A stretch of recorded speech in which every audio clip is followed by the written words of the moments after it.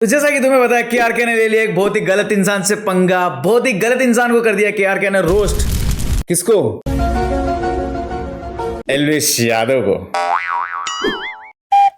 लेकिन क्यों? अभी बता है भाई, अभी बता है। तो फाइनली इंडिया के लिए बहुत प्राउड वाली चीज है कि चंद्रयान 3 जो है मून के साउथ पोल पे लैंड कर चुका है, वो भी सक्सेसफुली। सारे इंडियंस खुश है, लेकिन मीम्स के अकॉर्डिंग देखा जाए तो कुछ लोग नाखुश हैं। कौन? You are a good question. लप्पू सी आंटी ने कैरी मिनाटी को रोस्ट किया या फिर लप्पू सी आंटी को सीमा हैदर ने रोस्ट किया? क्या लप्पू सी आंटी अब रोस्टिंग वाला चैनल बनाने वाली है? Hi guys, welcome back. This is Gajraj Singh Rathore and you are watching grill ji. तो आज हम बात करने वाले हैं ऐसी चीजों के बारे में जिसके बारे में ऑलरेडी पूरा भारत बात कर रहा है। तो फाइनली 50 दिन से वेट कर रहे थे जिस चीज का, वो फाइनली हो चुका है। चंद्रयान 3 लैंड कर दिया है मून पे, साउथ पोल पे। आज मैं ऊपर आसमान नीचे। मतलब जिसकी भी मैं इंस्टाग्राम पे स्टोरी देख रहा हूँ ना, सबने फ्लैग लगा रखे हैं, बड़ा ही खुशी वाला माहौल है। ऐसा लग रहा है कि 15 अगस्त दोबारा आ गया। लेकिन भाई हम तो इंडिया में खुश तो होंगे ही, लेकिन मीम के अकॉर्डिंग अगर देखा जाएगा तो कुछ ऐसे लोग हैं जो इस चीज पे नाखुश है। समझ रहे हो भाई एक्साइटेड मत वो ये सोच के कि मैं पाकिस्तान का नाम लेने वाला हूँ। भाई पाकिस्तान तो ये सब चीजें करने की सोचता भी नहीं। एक चीज सोच गए, देखो जलन या बुरा तब लगता है जब आपको लगता है कि आप इस काम में सक्षम हो, लेकिन दूसरे वाले कर लिया। पाकिस्तान सक्षम चंद्रयान के मामले में? भाई पाकिस्तान की नजर कश्मीर से आगे बढ़ती नहीं। चंद्रयान, चांद तो बहुत दूर की बात है, चांद पे जाना तो बहुत मुश्किल चीज है। मैं बात करने वाला हूँ कि लोग कह रहे हैं कि अमेरिका और चाइना को बुरा लग रहा है। लग भी सकता है क्योंकि यार हम लोगों ने बना लिया रिकॉर्ड, हम इंडिया वालों ने रिकॉर्ड बना लिया। यस, हम पहुंच गए साउथ पोल पे, मून के साउथ पोल पे पहुंच गए, और वो भी सक्सेसफुल लैंडिंग के साथ। आज तक किसी भी कंट्री ने नहीं किया। हम फर्स्ट। इससे पहले वो नॉर्थ पोल वगैरह साइड जाते थे, आई गेस। ये बड़ी चीज है, लेकिन कोई जलन नहीं हो रही किसी को। चाइना को मुझे पता नहीं, देखो अमेरिका वालों ने तो खुद हमारी लैंडिंग में हेल्प की थी। हेल्प इन द सेंस मतलब वो नहीं करते तो भी हो जाता, लेकिन फिर भी उन्होंने की थी, लैंडिंग को मॉनिटर करने में हेल्प की थी। तो ये सब मीम्स तक ही ठीक है कि चाइना वाइना नाराज हो रहा है या फिर उदास हो रहा है, तो होने दो यार, हमको क्या है। और अमेरिका ठीक है, मीम तक ये सब चीजें ठीक है। आजकल तो कुछ भी मीम बन जाते हैं भाई। सही बात है यार। अब बात करते हैं यूट्यूब की एक कंट्रोवर्सी है। हाँ, आपने एकदम सही समझा, केआरके एंड एल्विश यादव। अरे क्या करूं मैं इसका, क्या करूं? तो भाई जब से एल्विश यादव आए हैं, जब से कुछ लोग है ना हमारे जैसे लोग उन पे वीडियोस बना के व्यूज लेने के चक्कर में रहते हैं, और उसके बाद एक और न्यूज दे दी केआरके ने उसको रोस्ट कर दिया। पैसा ही पैसा होगा।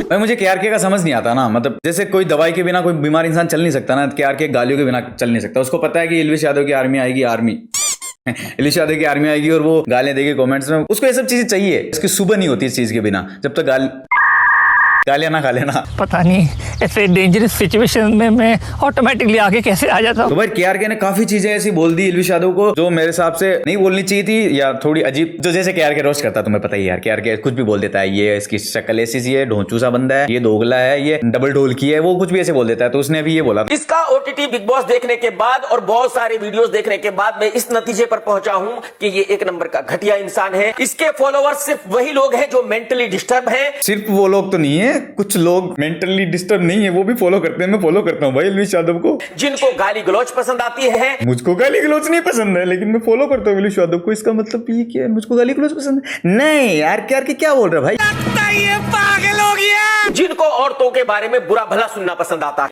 औरतों के बारे में बुरा भला भाई भाई मैं तो औरतों को अप्रोच भी नहीं करता, हमें तो इतनी फटती है भाई लड़कियों से। केआरके भी कहाँ गया था? बिग बॉस गया था। केआरके ने भी वहां पे लड़कियों के साथ बदतमीजी की है, केआरके ने भी गालियां दी है लड़कियों को। उल्टा एल्विश ने तो दी भी नहीं थी शायद, है ना।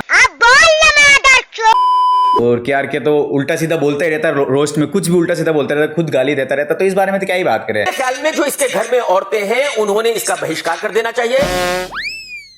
इसके घर की औरतों को इसका बहिष्कार कर देना चाहिए। अबे आप पागल हो गया क्या भाई? इस लुखे को खाना पानी बिल्कुल नहीं देना चाहिए। अबे साले। इस पे लिख रखा है लोगों ने, ये जो मीम बनाया है, रेस्पेक्ट फॉर केआरके। हाँ, और इस पे कमेंट्स क्या क्या है? Elvish army 14 year old kids. भाई कमेंट्स में बता दो कि तुम 14 साल के नहीं हो। जो इंसान जिंदगी में कुछ नहीं करता वो फेमस इंसानों को रोस्ट करके जिंदगी चलाता है।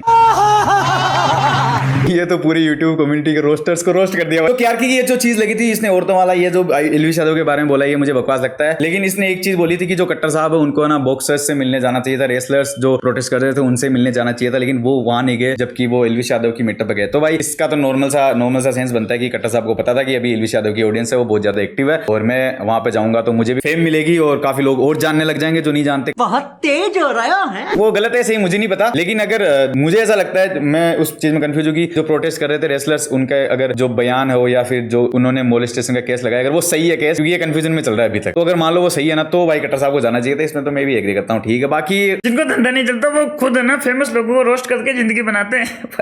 बंद करो हाथ जोड़ के। मैं आखिरी बात आती है लप्पू सी आंटी की। भाई पहले लप्पू सी आंटी नहीं, सॉरी उस आंटी का नाम मुझे नहीं पता, उसने सचिन को रोस्ट किया, लप्पू सा सचिन है, ये वो है जो कि अगर एक लड़का लड़की को बोलते तो बॉडी शेमिंग वाला चीजें बन जाएगी। बोल देगी केरी नाटी ने बॉडी शेम कर दिया इस बंदे को, टिकटॉक वाले दान को, या फिर कौन सा आमिर सिद्दीकी को। अबे जल्दी बोल, कल सुबह पनवेल निकल। लेकिन यहीं पे अगर औरत की बात आती है तो पूरा देश सुन रहा है मजे से। अरे क्या मस्त बोले लप्पू सी आंटी यार, ये लप्पू सी आंटी होट पे लग रही है यार।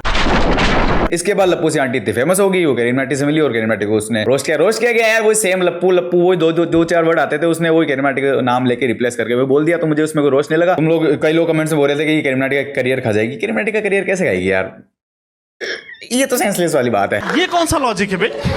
मुद्दा यही है कि मीडिया इस चीज को इतना बड़ा क्यों बना रही है यार। तुम सोच के देखो, लप्पू सी आंटी को देश का मुद्दा बना दिया है। मतलब हम लोगों की प्रॉब्लम ये है कि हमारे वो लप्पू सी आंटी उस आंटी ने ना उस सचिन को लप्पू बोल दिया, सीमा इधर आ गई पाकिस्तान से भाग के। इससे अलावा मीडिया को कोई मुद्दा दिख ही नहीं रहा। सबके सब चोर हैं साले। मणिपुर वाला मीडिया मुद्दा को दिख ही नहीं रहा। गरीबी खत्म हो गई क्या हिंदुस्तान से? अमीर हो गए, कम सक्सेस हो गए क्या, डेवलप? तो मीडिया के पास कुछ टॉपिक नहीं भाई। महंगाई खत्म होगी, मीडिया के हिसाब से सब लोग मजे से जी रहे हैं, उनके पास एक ही टॉपिक है। आंटी ने सचिन को लप्पू सा कैसे कह दिया? भाई कह दिया तो ठीक है, तुमको गलत लग रहा है तो गलत है, ठीक है, बॉडी शेम कर लिया, ठीक है, लेकिन मुद्दे और भी है देश के। ज्यादा दिमाग नहीं है हमारे पास, हमको घंटा फर्क नहीं पड़ता है। तो thank you so much guys for watching this video. I hope आपको वीडियो पसंद आएगा। वीडियो के कलर्स आपको कैसे लग रहे हैं कमेंट्स में जरूर बताना। मैंने नया कैमरा लिया है आपके लिए मतलब वीडियोस बनाने के लिए, मतलब खुद के लिए और आपके लिए, दोनों के लिए। शाबाश। अगली वीडियो किस पे बनानी है कमेंट्स करके जरूर बताना भाई। तुम कमेंट कर दिया करो प्लीज भाई, मैं ना चलो जाऊंगा भाई। कमेंट कर, लाइक कर देना वीडियो को। अब तो मैं कैमरा लाया था ना, उसका व्लॉग बनाऊंगा। दिस इज गजासिंग Singh Rathore and I am signing off. जय श्री राम। राम राम भाइयों।